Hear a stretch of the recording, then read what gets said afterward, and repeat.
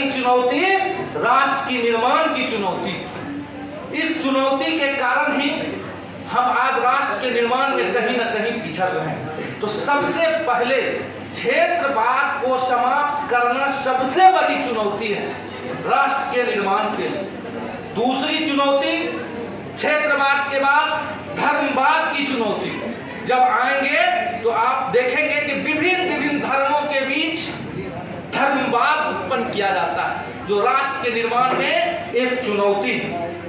और अगली चुनौती है जातिवाद की चुनौती।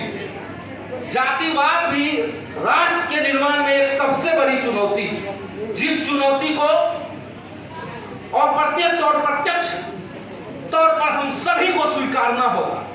अभी आप स्वीकारें या न स्वीकारें, लेकिन सबसे बड़ी चुनौती है भारत के राष्ट्र के निर्माण में। क्योंकि विभिन्न संगठन अब जब देखेंगे तो भारत ही आपको एक ऐसा देश मिलेगा जहां जाति संगठन मिलेगा।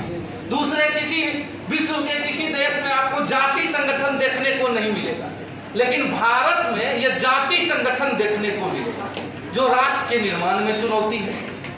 ये इसलिए है कि जब आप किसी चीज में जाति प्रथा, क्षेत्र प्रथा, धर्म प्रथा को बढ़ावा देंगे जिस देश में, तो वह एक चुनौती उत्पन्न होगी। और तीसरी और चौथी चुनौती बोलता हूं तो सबसे बड़ी चुनौती है भारत में, वो है भ्रष्टाचार।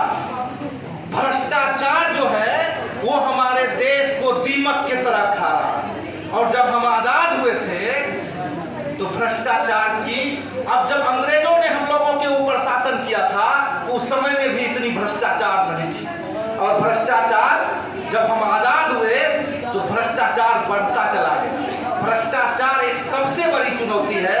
और जब हम धर्मवाद, जातिवाद, क्षेत्रवाद और भ्रष्टाचार की चुनौतियों को चुनौती दे देंगे तो उसी समय में यह देश के राष्ट्र निर्माण को कोई नहीं रोक सकता।